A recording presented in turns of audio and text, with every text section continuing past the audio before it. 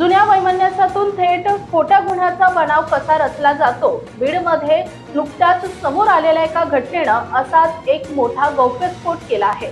बंदूक रोखून जीवे मारण्याच्या प्रयत्नाचा हा संपूर्ण थरार फक्त कागदावरच होता हे आता स्पष्ट झालं आहे।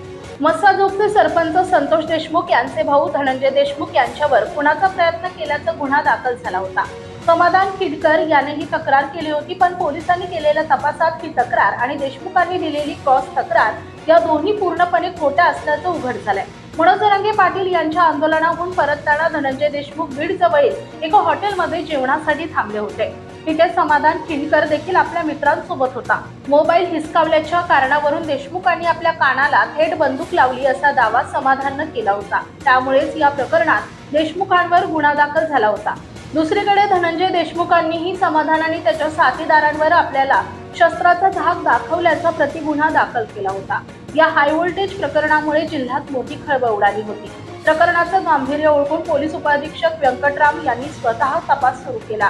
पोलिसांनी 30 मे रोजी रात्री 10 ते 12 वाजे दरम्यानचे सर्व सीसीटीव्ही फुटेज अतिशय बारकाईने तपासले। यात बंदूक रोखल्याची किंवा मारहाणीची कोणतीही घटना घडली नसल्याचं समोर आलंय। सूत्रांनी दिलेल्या माहितीनुसार जुन्या कौटुंबिक आणि न्यायालयीन वादातून हा सगळा बनाव रचला गेला। संतोष देशमुख हत्या प्रकरणातील साक्षीदार असलेल्या स्वतःच्या सख्या भावाला समाधान खिडकरनं आधीच धमकी दिली होती।